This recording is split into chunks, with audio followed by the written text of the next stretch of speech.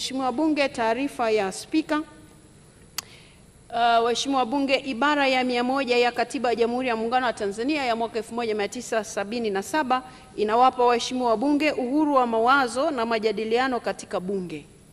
Aidha, kifungu cha 3 cha Sheria ya Kinga, Haki na Madaraka ya Bunge sura ya 289 kinaruhusu uhuru wa majadiliano. Pamoja na masharti ya katiba na sheria, kanuni za Bunge zimeweka kanuni kuhusu majadiliano, hasa kanuni ya 71 ya kanuni za kudumu za Bunge.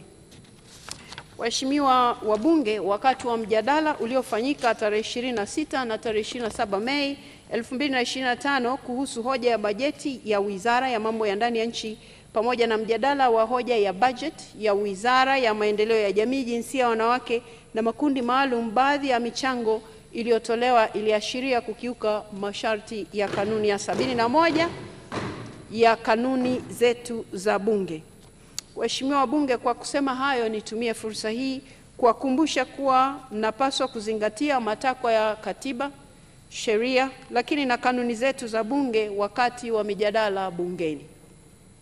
Hivyo ni muhimu michango yetu wakati wote kuepuka kauli zile zinazokwenda kinyume na katiba, sheria na kanuni tulizojiwekea sisi wenyewe.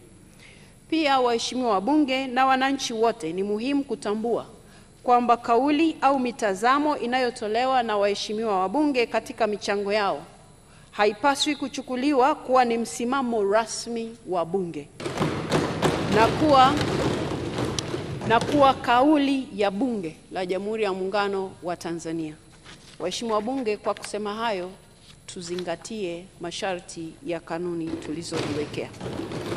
Habari hii inatokea jijini Arusha, inahusiana na hoteli ya kimataifa ya Parrot Hotel. Hoteli hii ina hadhi ya nyota 4 ya ukweli iliyopo Kaloleni jijini Arusha. Jengo lake ni la ghorofa lenye floor 13, vyumba 116 vya kulala vyenye hadhi tofauti tofauti. Hapa kuna executive suite, junior suite, executive, standard bedroom, double deluxe na twin bedroom. Parrot Hotel ndani yake ina migahawa miwili. Mmoja ni maalum kwa ajili ya kupata kahawa za aina zote. Sehemu ya pili ni ya kupata chakula pekee. Hapa kuna bar maalum yenye swimming pool iliyopo floor ya 3. Kuna kumbi za mikutano kubwa 2 na kumbi ndogo ndogo kwa ajili ya vikao. Katika Afrika Mashariki, Parrot Hotel kwa sasa ni hoteli ya mfano kutokana na ubora wa huduma zake.